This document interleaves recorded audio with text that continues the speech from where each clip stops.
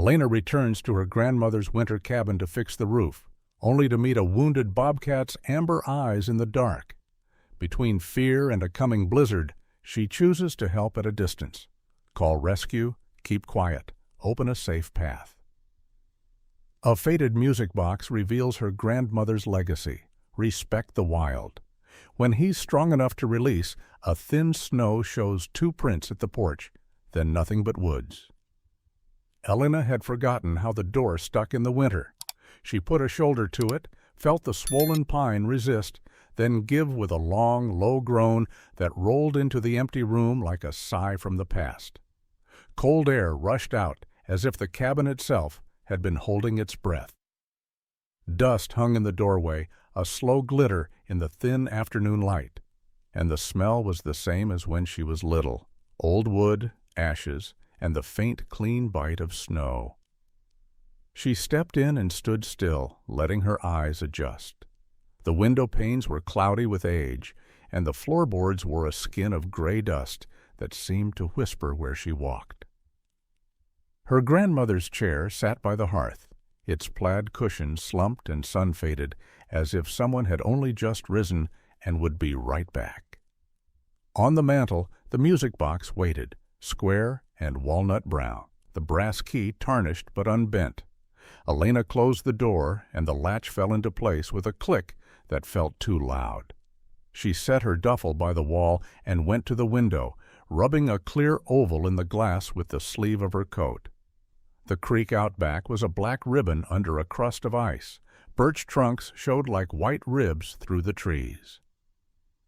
She had driven all morning across the county because the weather report kept warning that this winter would turn hard early, and the roof had needed fixing since the summer her grandmother passed. No one came here anymore. That, at least, was the plan. The sound, when it came, was small enough to be doubt, a delicate, deliberate scrape. She thought at first it was a branch across the siding or a mouse within the wall. It came again, a single, careful drag of something against rough wood, not frantic, a tired sound. Elena turned slowly. The hearth yawned dark, a black mouth of stone and old soot. To one side of it, where the cabinet settled in a shallow alcove, the shadow pressed deeper.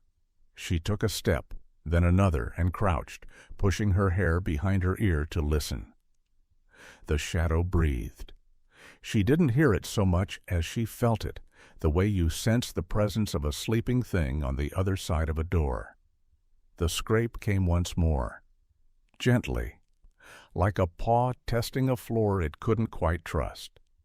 Her mouth went dry. She stood motionless, heart climbing into her throat. Somewhere in the back of her mind was the list her grandmother taught her when she was 6 and scared of thunder. Stand still, breathe, see before you speak. Elena eased backward, one heel feeling for the crack between 2 boards she remembered, then the next. The shadow shifted. 2 eyes opened, holding the light like coins. They were not the eyes of a house cat. Amber, rimmed in black, steady in a way that felt older than she was. The face was low and triangular. Tufted whiskers splayed like white grass. Fur smoky brown, striped with darker shadow. It was larger than any domestic cat, but smaller than the mountain lions the old men swore they'd seen once upon a time. In the dimness she caught the blunt lobe of an ear, the powerful cheekbones, the curve of a shoulder held tight. When the animal breathed out, the air stirred the blue-gray ash on the hearthstone. One forepaw eased forward, and she saw why the sound had been so careful. The paw didn't land right. It hovered as if the floor were hot, and when it touched wood at last, the leg trembled. Elena didn't cry out. The cabin did that for her. Its wooden guts creaked, the window clicked as it cooled, and the old chair ticked like a distant metronome. She lifted her hands to show they were empty, palms out the way she'd seen rangers do on television.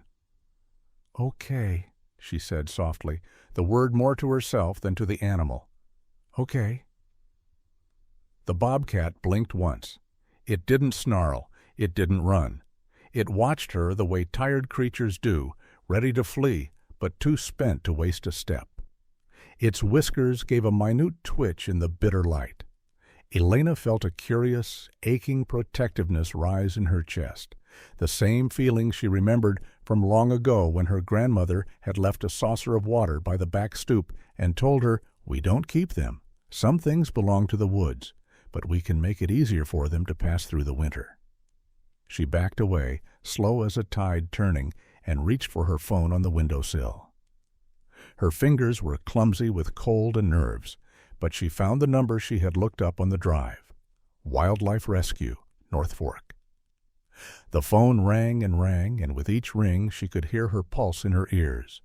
When the line clicked, a calm voice came through, warm and clipped, the kind of voice you'd trust at 3 in the morning. North Fork Wildlife Rescue, Dr. Patel speaking. Elena kept her eyes on the hearth. "Hi. I'm at my grandmother's cabin on Miller Creek Road. I think it's a bobcat. It's inside. It looks hurt." "Are you in a safe spot?" the voice asked. "Door between you and the animal? Clear exit?" "Yes," Elena said. "I'm by the window. It's in the shadow by the fireplace." "Good," Dr. Patel said. "Listen to me. Don't approach. Don't try to feed or touch. Keep your movement slow. If you can, open a path for it to leave on its own, but don't corner it. I'm putting in a call to the ranger on duty, and I'll stay on the line." Elena swallowed, nodded, then realized the doctor couldn't see her. "Okay." The wind rose outside, rattling the birch branches, and a lace of snow dusted the sill through the tiniest gap in the frame. The bobcat's ears turned toward the sound and then back to her. It shifted again, and a low, breathy rasp escaped it, not quite a growl, more like a weary complaint. She saw the way it favored that front right leg. The fur along the limb was ruffled, and the paw pads looked wrong, as if something had cut or burned. "Can you describe its condition?" Dr. Patel asked. "Holding the paw up," Elena whispered, "breathing steady, watching me, no blood on the floor." "Copy. We'll treat this as an injury, not an active threat," the doctor said. "Ranger Ibarra is en route. If the animal moves to leave, let it. If it beds down, we'll talk about setting a humane containment in a protected space. You'll need to keep a strict boundary, no direct contact, no eye staring, no loud sounds." Elena's gaze drifted to the mantel.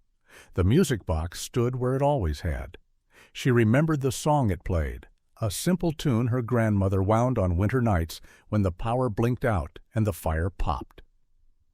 Without thinking, she stepped to the side, slow enough that the bobcat's eyes didn't flare, and lifted the box. The brass key felt cold and familiar. She didn't wind it. Not yet. The room seemed to be holding another breath, waiting to see what she would do. "I won't go near it," she said into the phone. "I promise."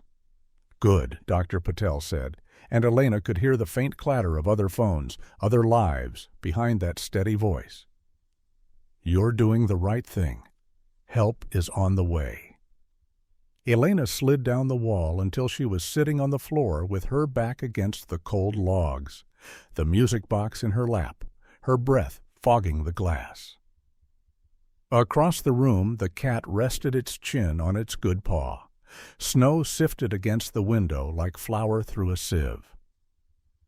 The cabin creaked, remembering. Outside, somewhere down the ridge, a truck engine turned over and settled into a patient idle. Elena closed her eyes for a count of 5, then opened them and found the animal had not moved. 2 creatures in one small room, winter already pressing at the seams, both of them waiting for the next right thing.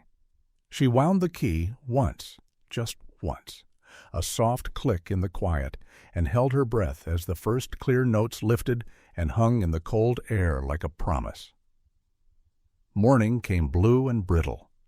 The ranger truck idled out front while Elena stood on the porch, with her coat zipped to her chin, the phone warm against her ear. Dr. Patel's voice was steady as a metronome, laying out a plan step by step, the way old carpenters talk through a cut before they ever lift a saw. First, we establish distance, the doctor said. You'll create a protected path so the Bobcat can choose where to go, out or to a sheltered spot we can reach later. No corners, no surprises. Clear? Clear, Elena said, staring at the frost ferns on the window. Inside, the cat hadn't moved much through the night. It had shifted once to tuck its bad paw higher, and settled again with the patience of something that had learned how to make do. Second, Dr. Patel went on, we address warmth and water. Put a low, stable bowl near the threshold, outside the room it's using, so it doesn't have to walk much. Warm, not hot. No food yet. Food can trigger a defensive reaction indoors. Elena nodded, even though the doctor couldn't see. She set the phone on speaker and placed it on the windowsill, then pulled on work gloves and eased the door open just enough to slide a heavy rubber bowl onto the porch boards. Steam curled gently from the water in the cold. The bobcat's ears twitched, but it didn't rise. Third, the doctor said, visual calm. If you have an old blanket, hang it to give the animal a sense of cover. Uru. And if you own any cameras, wildlife cams, baby monitors, set one at a distance so we can observe without you staying in that room. I have a trail cam in the truck, Elena said. Grandma used it to watch birds. Perfect. Mount it low and aim toward the hearth. And Elena, thank you for not trying to fix this with your hands. Boundaries keep everyone safe, including the cat. The door to the porch creaked behind her, boots on steps. Elena turned to see a man in a brimmed cap and a wool coat the color of wet gravel. He lifted a gloved hand in greeting, his breath showing in short bursts. Morning, he said. Cole, I keep the road plowed past the gate. Saw the truck and thought I'd check in. Elena kept her voice even. Good morning, Mr. Cole. We have a bobcat inside, injured. I'm working with Wildlife Rescue. Cole's eyebrows climbed. Inside? Well now, that's a pickle. You want me to call a fella who handles these things? Quick in, quick out. I've already got a team, Elena said, the words mild but firm. We're using humane containment under the ranger's guidance. Cole glanced at the frost-glazed window, then back at her. I don't mean to be hard-nosed, miss, but I've lost barn cats to critters that get too comfortable around folks. Sometimes quick is kinder. On the phone, Dr. Patel's voice remained calm. Is that your neighbor? You can tell him we're logging this case, and we'll coordinate with Ranger Ibarra if needed. Elena gestured toward the speaker. Dr. Patel is on the line. Ranger's been notified. Cole took off his cap and raked his hair with his fingers. The wind nudged at the trees, setting a dry rustle running along the ridge like a whisper. All right, he said at last. If you're set on doing this proper, I can fetch some straw bales, make a windbreak near the porch so the poor thing doesn't freeze coming or going. Thank you, Elena said, surprised at how much the offer eased the knot between her shoulders. That would help. He nodded and turned to go, then paused. Storm warning posted for Friday.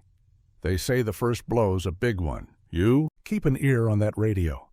He tugged his cap down and headed for his truck, boots crunching on the old snow. Inside the cabin, Elena moved slow as prayer.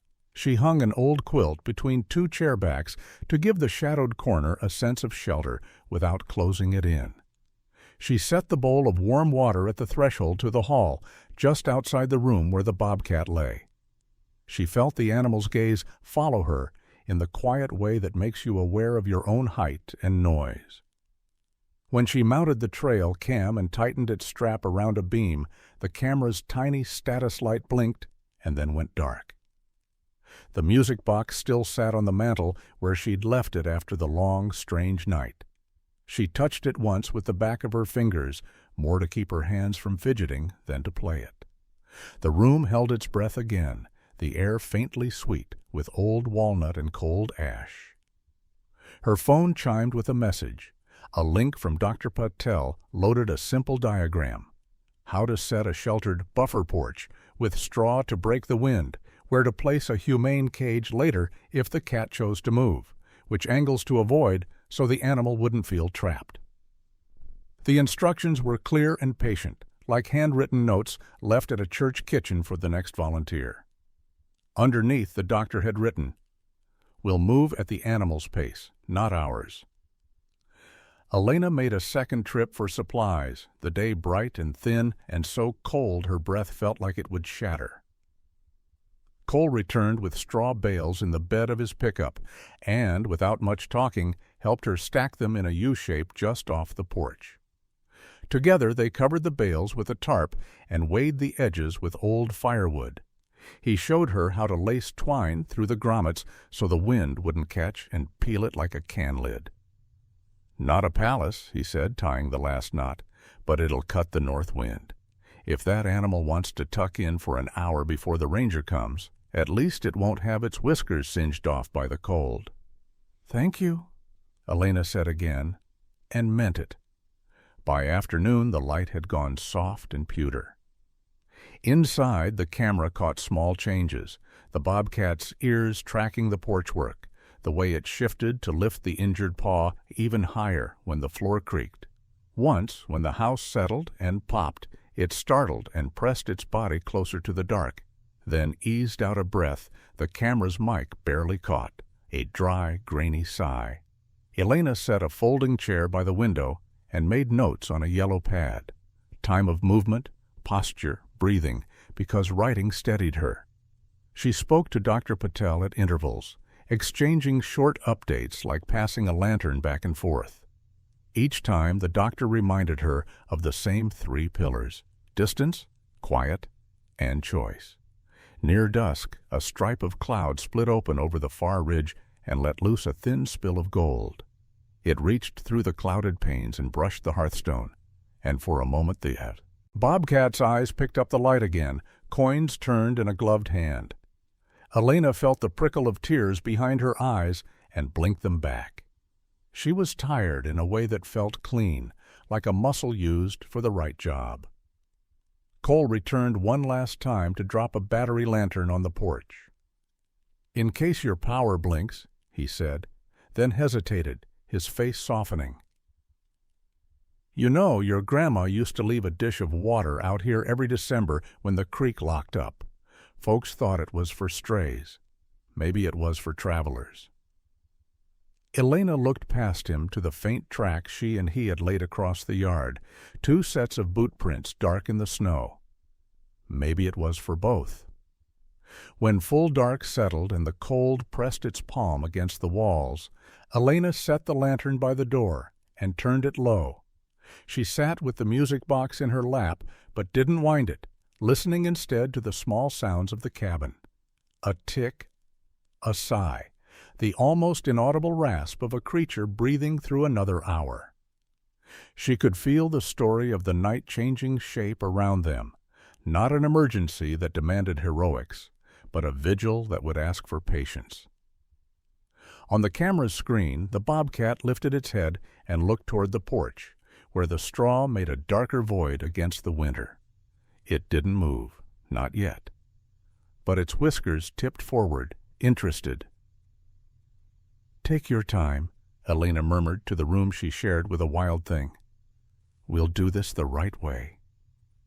By morning, the sky had the flat, pewter look of a tin plate. The air tasted metallic and dry, and when Elena stepped onto the porch, the boards answered with a crisp complaint.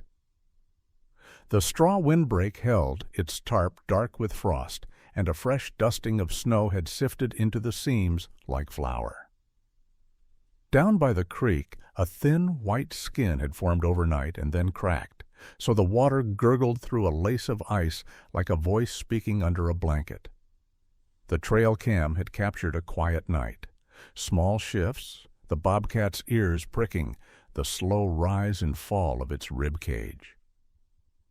At one point, just before dawn, the animal had turned its face toward the door and lifted its nose, testing the air that carried the smell of straw and cold canvas. It had not stood. The injured leg demanded a high price for every inch. Elena called the ranger station from the porch, her breath puffing and vanishing. A woman picked up on the second ring, her tone brisk but not unkind. "Ibarra," she said. "Ranger on duty." "Good morning," Elena said. "This is the cabin on Miller Creek Road. The Bobcat is still inside. Wildlife Rescue has me following their plan, but I want to make sure I'm within the rules." "You are, if you're coordinating with rescue and keeping distance," Ranger Ibarra said. "We prefer humane containment and transport when an animal's compromised. No feeding inside the dwelling, no attempts to handle. You've got a storm moving in Friday. We'll aim to move. Before then, if the animal's ready." Elena felt herself exhale, a slow untying of a knot she hadn't admitted was there. "Thank you. We've set a windbreak and water near the threshold. Straw bales. No food." "Good," the ranger said. "I'll swing by this afternoon to assess access. The plow doesn't always clear that last stretch." Elena thanked her and hung up. The wind had a new edge, a little blade that slipped through her coat to nick at her shoulders. From the trees came a sound like a shrug, boughs adjusting as the air grew heavier. Cole's truck eased up the drive just as she finished checking the tarp's twine. He rolled down the window and leaned out with his forearm on the sill, the brim of his cap white with rime. "Forecast got meaner," he said without preface. "Barometer's dropping like a rock. You're set for wind." "We're as ready as we can be," Elena said. "Ranger's coming by. Rescue will decide when to move." He pursed his lips, considering the cabin as if it were a person he didn't trust quite yet. "I lost a barn cat to a bobcat 3 winters back," he said. "Came right up to the feed room. Not this one, maybe. But I've learned not to bet the rent on a wild thing's manners." Elena nodded, accepting his hard-earned caution without letting it turn the wheel. "I'm sorry about your cat," she said. "This animal is hurt. We're keeping boundaries. The plan is to get it to care before the weather hits." Cole stared a moment longer, then gave a small grunt of acquiescence. "I'll keep the road open as long as I can." "You holler if you need help hauling anything."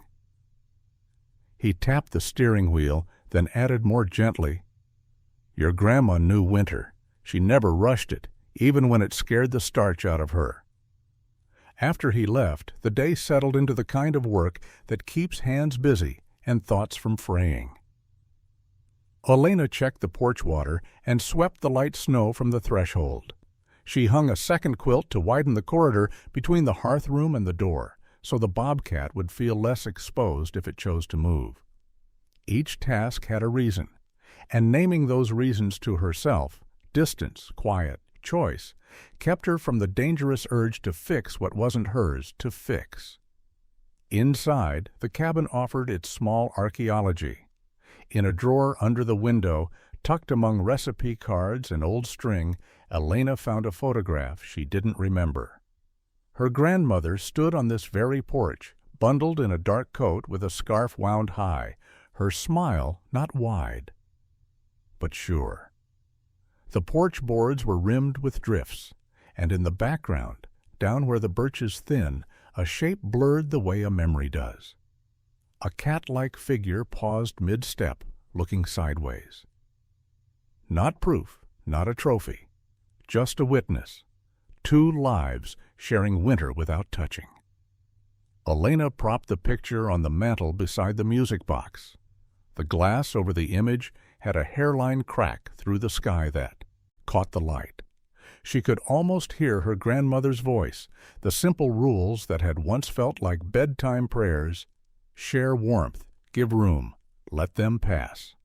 After noon, the trail cam caught new movement at the tree line. 3 coyotes trotting single file, their backs hunched against the chill, their paws placing in one another's tracks to save strength. They paused where the yard started, eyes bright and weighing. Elena's throat tightened. She texted the photo to Dr. Patel. Coyotes on the edge of the yard. 3.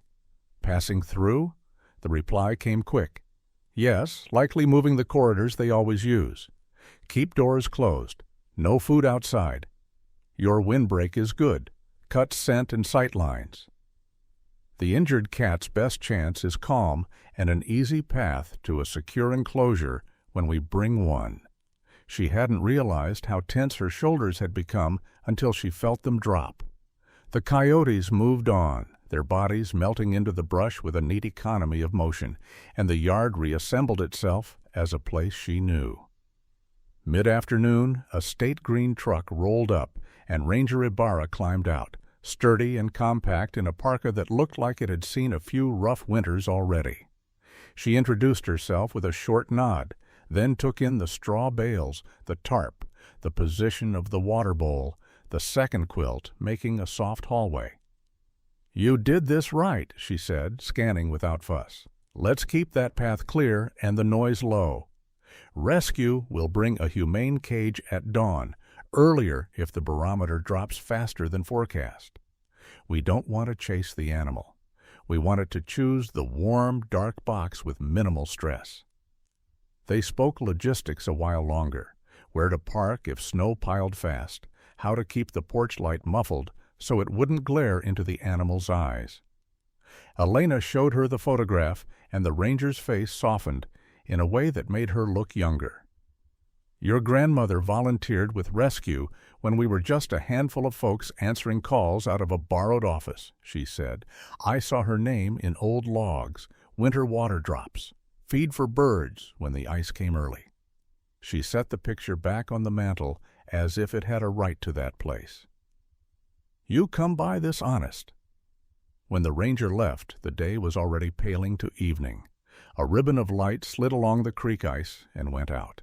The cabin grew gently louder as wood tightened in the cold, then accepted the weather and went quiet again. Elena made tea and held the warm mug in both hands, the steam fogging the window where she'd traced a clear oval the day before. Near dusk there was a change. It wasn't dramatic. The bobcat stirred, lifted its head, and then, carefully, as if demonstrating to itself that it still could, brought weight onto the injured leg for a heartbeat before easing back. The camera caught the motion and sent a thumbnail to her phone. She didn't celebrate. She did what the winter was teaching her to do: notice and make room. She set the mug down and wound the music box once, a single loop. The tune threaded the air like a line of light. The animal's ears tipped forward, and for a breath they were just two creatures sharing a small lit place in a large, cold world, each learning to bear its part. Outside, the long clouds lay down across the hills. The barometer kept falling. The lesson of the day was simple and stern. Hurry would break things. Patience might save them. Elena pulled on her coat, stepped to the porch, and checked the knots on the tarp one more time, fingers smarting in the freeze. The straw smelled faintly sweet, a summer odor stubborn against the winter air. She stood a moment, listening to the hush that means snow is close, then went back inside to keep vigil with the wild. At dawn, the glass in the windows was white as bone. Wind moved over the ridge in a long, low roar, and the sky had that peculiar green-gray cast that means snow has already made up its mind. Elena woke to the soft thunk of something shifting against the porch and for a moment couldn't place the sound. Then she remembered the straw windbreak, the tarp, the knots she had tied with numb fingers. She sat up, pulled on her coat, and checked the trail cam. The bobcat lay where it had the night before, chin on its good paw, ears tracking the groan of the weather. The injured leg was tucked, guarded, but the eyes were clear. Her phone blinked with a message from Dr. Patel. "Team rolling, barometer dropping faster than expected. We'll reach you in an hour with a humane cage. Keep house quiet. No sudden movements. You're doing well." Another chime, this one from the ranger. "Ibarra en route behind rescue. If wind gets worse, we'll stage on the road and walk the last stretch." Elena brewed coffee and carried the mug to the porch, where the air stole the steam quickly. The windbreak held, but the tarp snapped and shuddered like a sail. Across the yard, birches bowed and rose, as if practicing a tired courtesy. In the distance, a single coyote gave a short, flat bark, then silence. Cole's truck appeared at the curve, lights on in the gray. He stepped out with his collar up and gave her a little salute with 2 fingers. "You're about to have company," he called over the wind. "Saw a county rig a mile back. Roads are turning slick." "They'll walk if they have to," Elena said. "Thank you for keeping this open." He nodded and moved to the straw bales, testing the tarp line with a practiced tug. "You tied these right," he said. "Won't stop the world from blowing, but it'll take the bite out of it." By the time 2 figures in bright winter gear rounded the bend, snow had begun in earnest. Fine at first, a gauze thrown over the day, and then thicker, the flakes big and soft as feathers. Dr. Patel introduced herself properly on the porch, breath steady despite the climb, eyes crinkling at the corners with the kind of reassurance that isn't put on. Beside her, an assistant named Lyle set down a sturdy, dark green transport cage with insulated sides and a cover that turned its interior into a calm, warm cave. Ranger Ibarra followed a minute later with a duffel and a clipboard that never seemed to leave her hand. "Here's the plan," Dr. Patel said, keeping her voice gentle and even, as if the house itself were listening. "We'll stage the cage just inside your door, to the left, where the draft is least. We want the path from the hearth room to read as safer, warmer, darker. No prodding, no chasing. The animal will make the choice if we set the conditions right." Elena exhaled. "I hung quilts to make a soft corridor. Water is at the threshold, warm but not hot." "Good," the doctor said. "Let's widen the corridor by a foot, lower the light, and let the music box run quietly. Not to lure, but to make this space familiar if your grandmother used it often. We'll add a little heat pack in the cage so the warm air pools." Lyle knelt and slid the cage into position with the economy of someone who's done it in farm kitchens, garages, and back porches all over the county. Ranger Ibarra checked sightlines, nodded once, and took up a position where she could watch without crowding. Inside, the cabin felt smaller, as if the storm had pressed it into itself. Elena set the music box on the mantel and wound the key just once. The tune lifted and hovered, pure as a thread of light. Dr. Patel dimmed the lantern and stepped back so her bright jacket wouldn't read as a flare in the corner of the animal's eye. The bobcat lifted its head. Nothing else happened for a long time.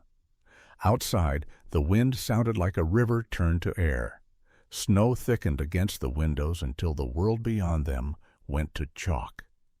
The big, steady breaths of 4 people in a small room found a rhythm and then disappeared under the softer measure of another set of lungs. The music box wound down and clicked to silence. Elena wanted to wind it again and didn't. Boundaries keep everyone safe, including the cat. A new sound entered the mix. A soft ticking at first, then a low hum, as Lyle's heat pack did its work inside the cage. Warm air pooled and slipped out in an invisible ribbon. The opening faced the quilted corridor, a mouth of darkness promising stillness rather than surprise. The bobcat shifted. It raised itself on 3 legs, tested the 4th with the tiniest of touches, then held it up again as if to say, "Not yet." Its ears angled toward the door, then forward, then toward the door again. It breathed. Elena could hear the delicate rasp even from across the room, a dry rustle like paper turned slowly. The animal took one step, then stopped, head low, shoulder muscles working to keep balance with the bad leg held aloft. "Don't look straight at it," Dr. Patel whispered, eyes on the floorboards between them all. "Keep your chins down. Let it read." The room is unthreatening. Elena obeyed. The ridge of the mantel pressed into her hip. She folded her hands to keep them still. Through the quilted corridor, the cage sat like a promise kept. Nothing clever, nothing mean, just warmth and dark, and the absence of wind. Another step. The injured paw touched, lifted. The cat's breath clouded the cold glass of the stove door and left a shape that vanished at once. A floorboard popped under the animal's weight, and it paused, then moved again, the way tired creatures do when they've decided and are carrying out their choice as carefully as they can. The corridor seemed longer than any hallway Elena had ever seen. When the bobcat reached the doorway, a gust rattled the porch roof, and snow hissed across the sill. The animal flinched, head turning toward the sound, body compressing into readiness as if to spring back to the security of the shadow. Elena's heart stalled. Without looking up, she lifted one finger and touched the key of the music box. 2 clear notes chimed and hung in the air. The cat's ears tipped forward. It didn't look at the people or at the cage. It looked past them all, for a moment, to some place long ago where winter rooms and small offerings and a certain melody had braided into something that wasn't danger. Then it stepped, one forepaw into the cage, testing.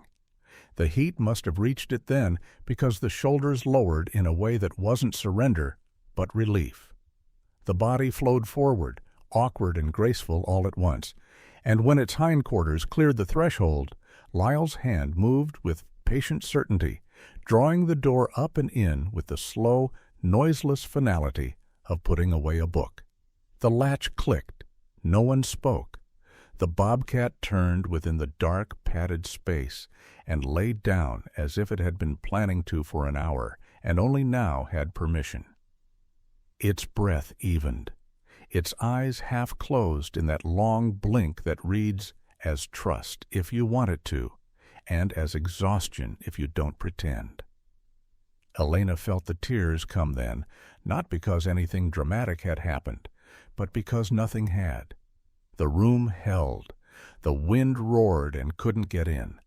The rules her grandmother had spoken in a kitchen on a dozen snowed-in nights had done what rules are meant to do. They held the shape of kindness when the heart wants to rush. "Textbook," Ranger Ibarra said softly. "Good work, everyone." Dr. Patel checked the latches, draped the cover for a deeper dark, and slipped a thermometer probe through a sleeve to make sure the interior stayed warm, but not hot. "We'll load to the porch and move slow," she said, almost to herself. "No jostling." They eased the cage onto a sled Lyle had brought, the kind meant for hay bales and feed sacks, and secured it with wide straps. When the door opened to the storm, the cold slapped their cheeks and filled the room with 1,000 needles of air. The bobcat didn't panic. It blinked and stayed low, body to a neat crescent around its pain. On the porch, Cole held the tarp open with his shoulders like a man bracing a door in a gale. "You've got about 10 minutes before this gets worse," he called, voice whipped thin by the wind. They didn't take 10. Step by careful step, they crossed the short space to the truck. Snow found every seam. The world reduced to the rectangle of cage, the black of the road, the white out beyond. When the cage settled onto the truck bed and the straps thumped tight, Elena let herself breathe. Dr. Patel squeezed her shoulder through the coat.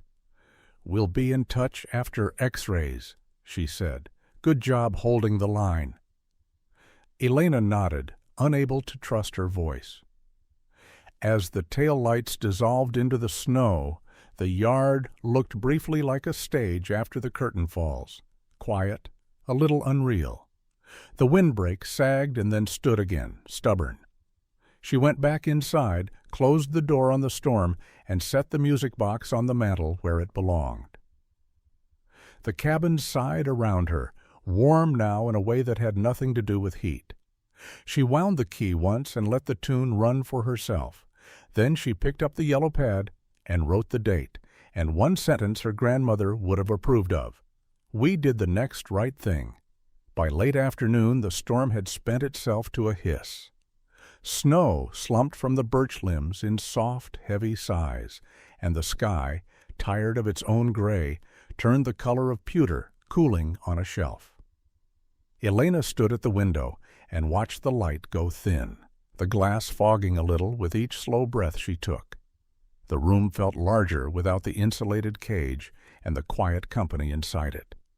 What remained was the shape of waiting. Her phone chimed on the table.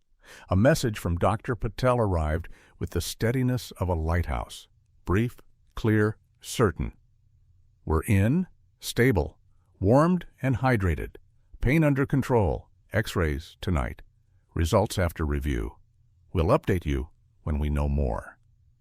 Elena read it twice and let the words settle in her chest. She answered with a simple thank you and set the phone face down so she wouldn't watch the screen like a clock. Outside, the wind had gone from a voice to a murmur. The creek, half frozen, made a hollow music under its lid of ice. She set water to heat and wound the music box once. The tune hung in the room like a thread stretched from earlier to now, nothing to conjure with, just a way to keep the air from closing too tight. She carried her mug to the window and cupped it with both hands, letting the heat ease the ache in her fingers where the cold had nipped and stayed. A truck door thumped outside. Cole's shape moved along the porch, knocking snow from his boots before he opened the outer door a cautious inch. "You decent?" he called, and when she said yes, he stepped in, bringing the clean scent of snow with him. "Road's passable for now," he said. "County'll push it again in the morning. You hear anything?" "Rescue got." "There," she said. "He's stable. They'll read the pictures tonight." Cole nodded, his face easing. "That's a mercy." He set a small battery lantern and a sack of groceries on the bench by the door. "In case your power plays tricks, and I figured you might not have gone to town." "You didn't have to. I know." He looked down, thumb running the edge of his glove. "Found tracks around my place. My barn cat's prints. Close enough. Looks like she holed up under the porch when the wind came hard. I'll try to coax her out tomorrow." "I'm glad," Elena said, and found she meant it more than she expected. "If you need help posting a notice, or I can make flyers." He shook his head, but the corner of his mouth tipped in a modest smile. "I think we'll be fine. Just wanted to say you did right today. Not everyone has the patience for the slow road." When he left, the cabin closed softly around her again. Elena lit the lantern Cole had brought and turned it low so the corners stayed gentle. She checked the bowline knots along the porch tarp out of habit, then came back in and picked up her yellow pad. The day had taught her the comfort of lists, so she made a short one. Call the power co-op about a tree leaning on the line. Sweep the snowdrift from the back steps. Set seed for the chickadees once the storm crust set. Small things, doable things, the kind that help a mind keep its shape. Near dusk, the phone buzzed with another message. Ranger Ibarra this time. Roads holding. If the X-rays look clean enough for healing, rescue will plan for rehab and reassessment. We'll keep a paper trail. You won't have to carry this alone. Elena texted back, "Thank you for coming through the weather. I found a photo of my grandmother on the porch. Looked like winter waterwork." The reply came with a quick photo attached, a page from an old volunteer ledger, her grandmother's surname penciled in a neat hand beside the words, "Water Stations. Freeze watch." The sight of it steadied her more than she would have guessed. She'd come here to mend a roof and sort out a life that felt like a stack of loose papers. Instead, she'd found a thread that tied her to something both ordinary and good. The night gathered itself. Power flickered once and held. Elena ate a simple supper, then washed the cup and the plate with the kind of care that makes a chore into a ritual. She set the clean dishes to dry and went to the window again. Her breath made a soft oval on the glass, familiar now as a heartbeat. On the trail, cam feed, still mounted and now pointing toward the porch to keep an eye on the drift, snow grains skittered like static across the screen. She thought of the Bobcat, of Ash, though she hadn't used the name aloud, and pictured the steady hands at work. A warm room, quiet voices, the radiograph plates sliding in and out with little clicks, the animal sedated just enough to rest. She didn't reach for hero stories or signs. She pictured tendon and bone, rest and time, patience measured in weeks and miles, help at the right distance. That was the lesson her grandmother had pressed into her palm like a penny. We are neighbors, not owners. Her phone rang. Not a message ping this time, but the old-fashioned sound of a call. She swiped before the second ring. Dr. Patel, came the voice, soft enough to match the hour. We've completed initial imaging, no compound break. We're looking at a hairline fracture with soft tissue damage and some frostbite on the pads, but we can treat. Prognosis is guarded, but hopeful. Elena closed her eyes and let out a breath she hadn't known she was holding. Thank you. We'll keep it warm, medicated, and hydrated, the doctor said. When it's stable and weight-bearing, we'll reassess release zones with Ranger Ibarra. I want to prepare you. Even if we get a clean recovery, there may be a limp in bad weather. That doesn't disqualify a wildlife. I understand. And Elena, the doctor added, a smile audible in the tone, not everyone would have given this animal such a good start. You made the right calls. After she hung up, the cabin felt different. Not louder, not brighter, but truer, as if the walls had shifted an inch closer to where they were meant to be. She turned the lantern down and set the music box on the mantel. One wind, no more. The melody rose and fell, patient as breath. She stood with her palm on the cool glass and watched her reflection double faintly with the snow beyond. A woman in an old cabin keeping a small faith through a winter night. The creek spoke under ice. A fox slipped along the far fence line, just a flicker and gone. Somewhere past the ridge, a plow coughed and moved on. Elena wrote the day's last line beneath the others on the yellow pad. He is in good hands. I will keep the porch light low and the path clear. She set the pad aside and sat in her grandmother's chair, the cushion flattened to the shape of 100 winter evenings. Between glass and breath, the room found its balance. Elena did too. When sleep came, it came the way good weather does after a hard storm, quietly, as if it had been there waiting all along. The world woke glazed and quiet, as if a clear shell had settled over everything in the night. Plows had carved a narrow throat through the drifts by mid-morning, and the county radio said the main road was open for careful traffic. Elena swept the porch, packed a tote with quilts and a thermos of coffee, and set the music box back on the mantel with a small habitual touch. When Dr. Patel called to say the center could use an extra pair of hands labeling donated blankets, Elena took it as permission to leave the cabin for a few hours without feeling like she was abandoning a post. The rescue building was a low, sturdy barn-shaped place tucked behind a windbreak of firs. Its windows held the kind of snow that sticks like sugar to glass. Inside, the air was warm and smelled faintly of clean straw and cedar shavings. Voices moved softly, purposeful but unhurried, the hush of a library that happened to include a laundry room and a row of kennels. Lyle met her at the door with a grin that looked more awake than anyone had a right to be after a night like the last one. "You brought coffee," he said, as if she had arrived bearing gold. Dr. Patel appeared a moment later, hair pulled back, expression calm, in a way that made calm feel contagious. "You timed it well," she said. "He's resting after meds. We can't visit inside his room, but there's an observation pane. First, let me show you something that belongs to you more than to us."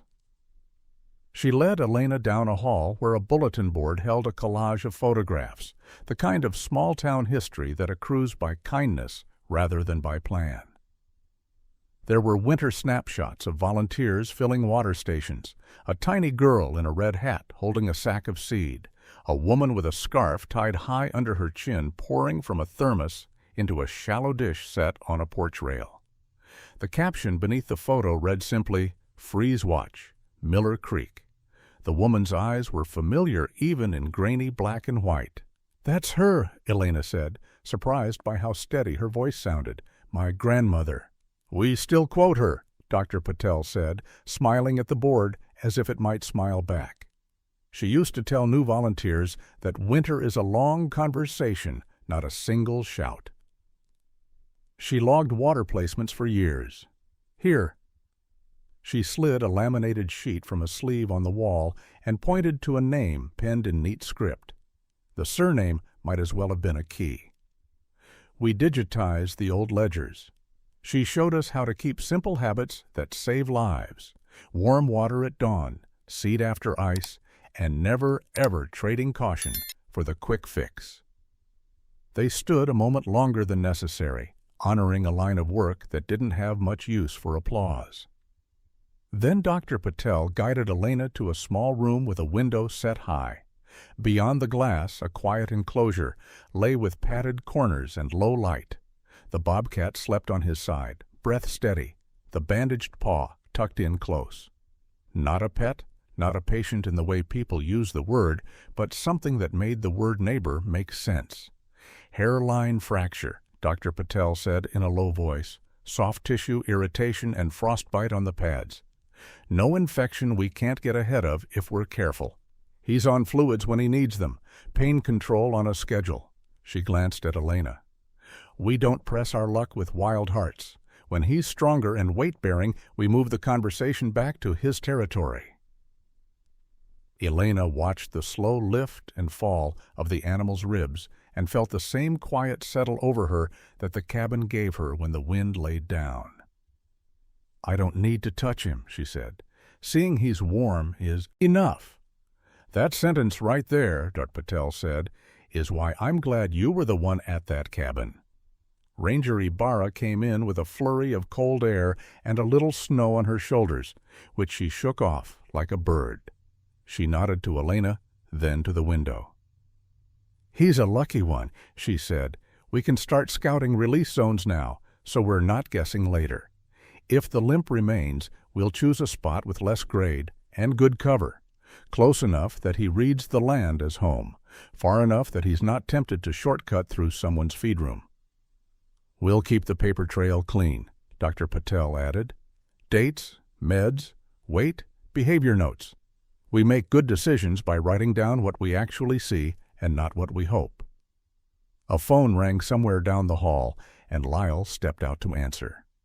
When he returned, his face wore the careful neutrality of someone delivering a message he'd softened in his own head first.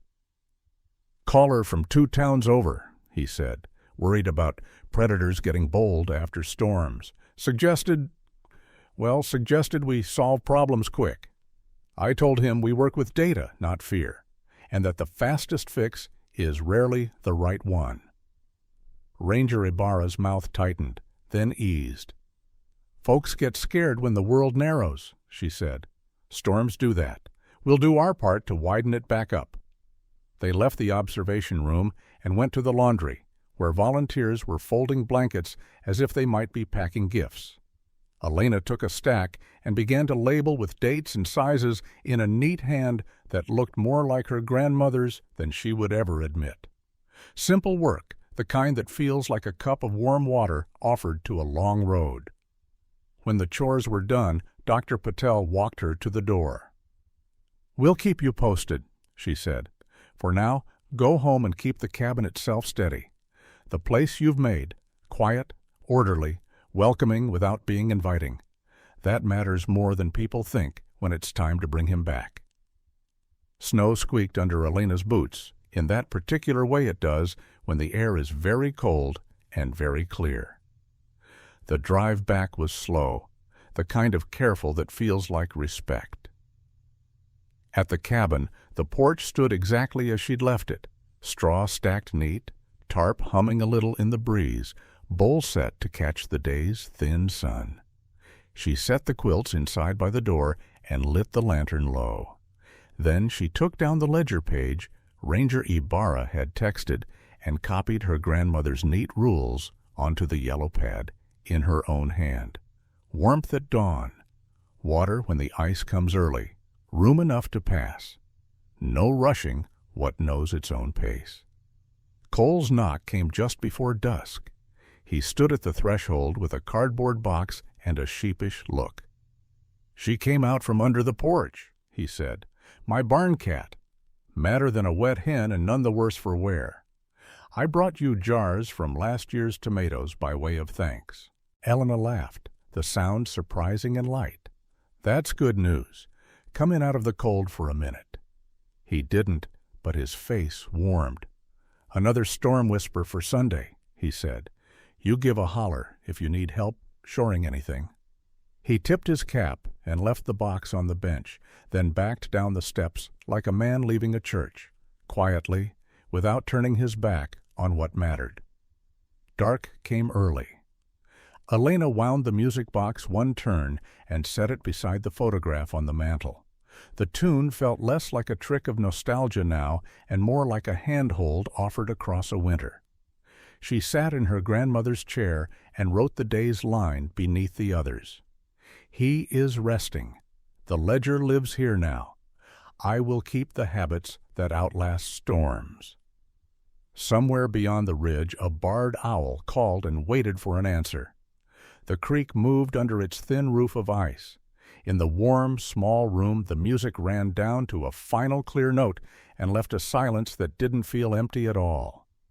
A week changed the light.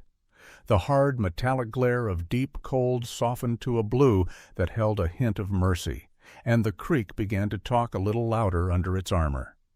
Elena kept the cabin steady, porch swept, straw stacked, lantern trimmed low, and drove into town every other day with a tote of quilts and a thermos for the rescue staff. She didn't ask for special updates. She learned the rhythm of the place, morning meds, quiet afternoons, short, careful checks at dusk. Dr. Patel met her in the hall one noon with a look that carried good news without needing to say it out loud. "He's weight testing," she said, voice low. "Short bouts, no swelling we can't manage. Pads are knitting. We'll graduate him to a larger enclosure today so he can move the way his body remembers." They stood together at the observation pane and watched Ash take 3 deliberate steps, set the injured paw, then ease his weight off it, as if treating pain like a stubborn weather front, acknowledged, accommodated, not obeyed. He nosed a corner, read the air, and settled, more confident than before, the tight coil in his body loosening by degrees. Elena felt the relief land not as a rush, but as a deepening, like another log added to a steady fire. Ranger Ibarra joined them with a map folded into squares, soft as cloth. "I've scouted 3 release zones," she said, tapping the paper with a pencil. "All within his likely range, all with cover and less grade. We want him to feel at home without pushing him to shortcut through a barnyard to save a hill." "Which one reads best?" Dr. Patel asked. Ibarra pointed to a swale near Miller Creek, where the birches gave way to a thicket of alder and old blowdown. "This one holds rabbits and winter cover, water within 100 yards, shelter from north wind, far enough from houses to make doors and feed rooms the wrong kind of work." Elena traced the little S of the creek with her eyes, then the dotted line of the old footpath her grandmother had walked in boots 2 sizes too big. "It's the way she went to check ice," she said, almost to herself. "We'll file the plan," Ibarra said. "No surprises. Paper first, then boots." Back at the cabin, Elena made her own quiet preparations. She mended a section of fence so a straight line wouldn't funnel anything toward the porch. She cleared a narrow walk from the steps to the road and brushed fresh snow from the porch rail where she'd once traced an oval in the frost. She didn't leave food. She left room. It felt like setting an extra plate at a table for a guest who might never use it, but would take comfort in knowing it was there. Cole stopped by with a shy knock and a bundle of kindling under one arm. His cap brim left a pale band on his forehead where the sun hadn't found him in weeks. "County says another skim of snow tonight," he said. "Nothing like the last blow, but enough to make fools of us if we aren't looking." "I'll keep eyes on the porch," Elena said. "Rescue is talking release soon if progress holds." He shifted the kindling to his other arm, weighing his words like he weighed firewood. "When my Annie went missing," he said, meaning the barn cat, "I cursed everything with claws for 3 days. When she sauntered back with that look cats get when they've spent all 9 lives and borrowed a 10th, I remembered who'd put out milk for strays when I was a boy." He cleared his throat. "You've done right by that wild one. If you need a hand the day they bring him, I can stand out of the way better than most."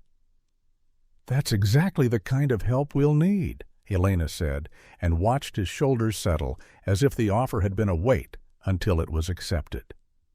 Release prep was less a rush than a sequence. Dr. Patel called with times and cautions. "We'll fit a temporary tracker approved by the state," she said. "Nothing that burdens him, just enough to confirm he settles where we hope. No parade, no crowd. Dawn is best. Quiet, soft light, fewer temptations." The morning they chose came in hushed and clear, the kind of cold that makes sound travel farther and slower. The rescue truck rolled in with its tires whispering over packed snow. Lyle hopped down first, then Dr. Patel, then Ibarra with her clipboard already open to the permit page. Cole stood by the road, gloved hands in his coat pockets, the posture of a man present but non-intrusive. They set the carrier at the edge of the yard, door facing the alder swale. No speeches, no fanfare, only the careful unfastening of straps and the soft, practical talk of people doing a job that mattered. Elena stood a step back from the professionals, feeling the odd combination of pride and humility that comes when a thing you've helped begin is about to go on without you. "Before we open," Dr. Patel said, looking at Elena, "I want to thank you for keeping the space around this so clean, no clutter, no mixed messages. It shortens the animal's decision-making, and that lowers stress. Ready?" Elena nodded. Her hands found the music box in her coat pocket and rested there without turning the key. This wasn't a moment for summoning the past, only for acknowledging it. Lyle unlatched the door and lifted it like a page. For a heartbeat, nothing moved.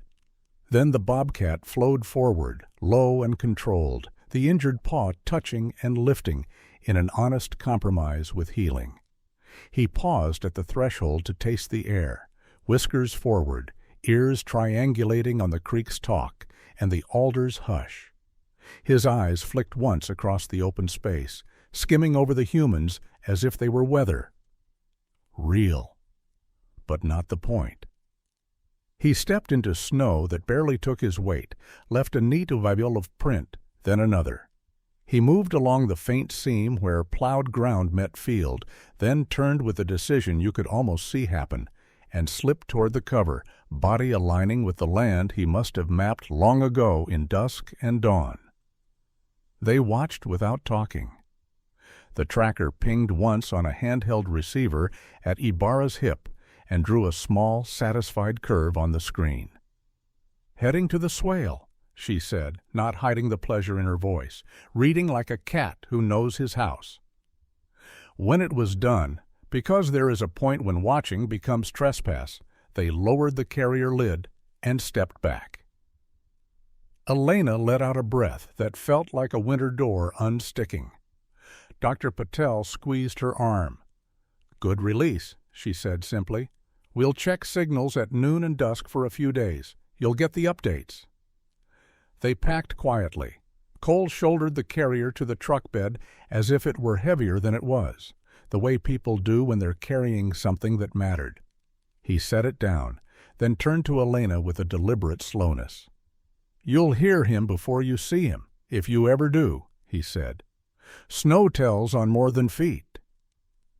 After the trucks had gone and the yard regained its plain face, Elena swept the thin sugar of new snow from the porch and reset the lantern low.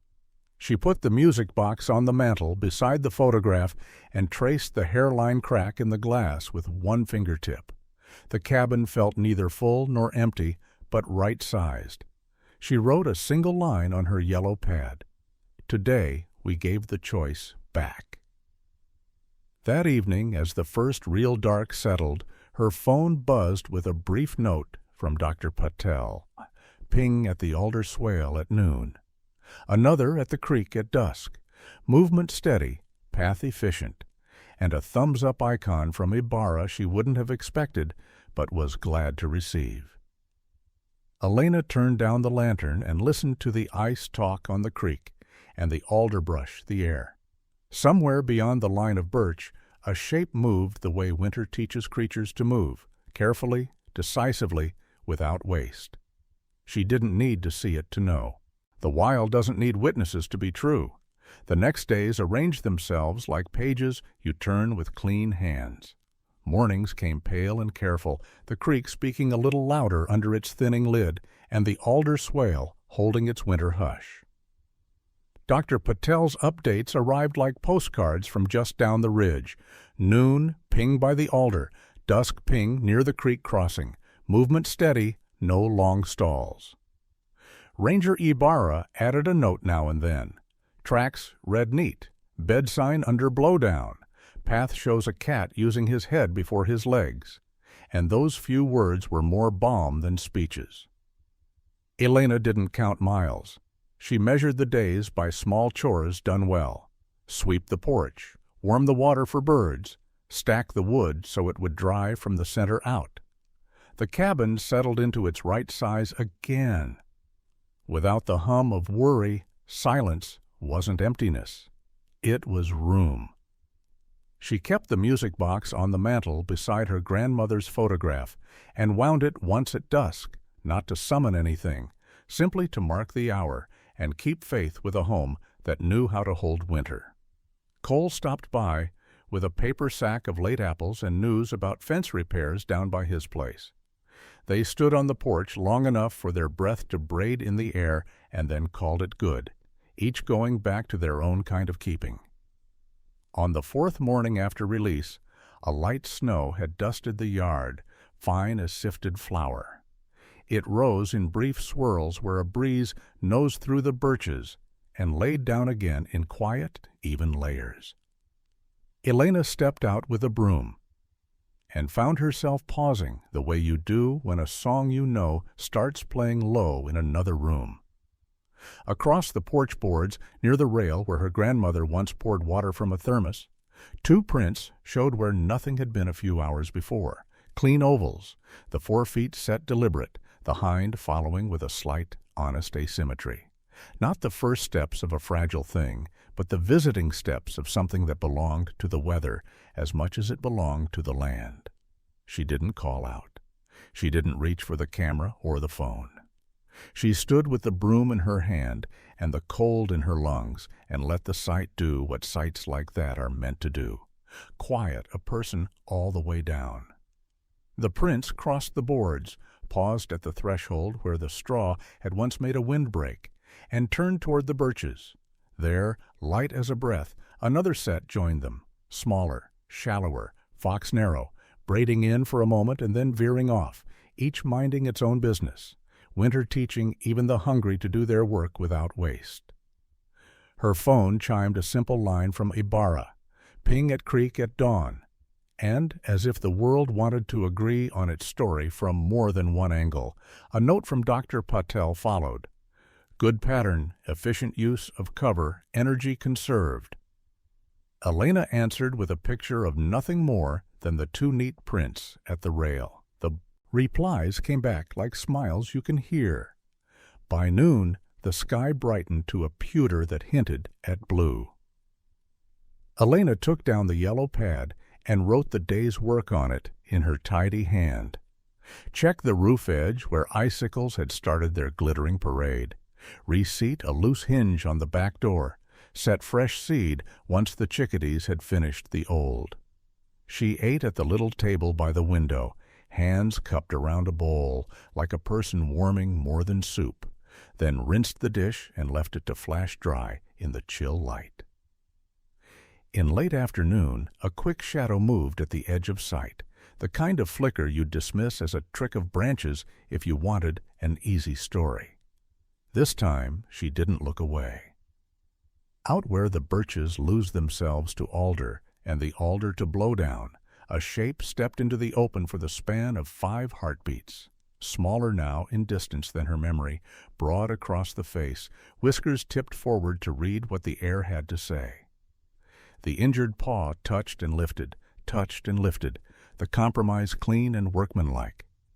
The head turned toward the cabin with a look that was not recognition and not farewell, but the same practical courtesy winter asks of everyone who survives it.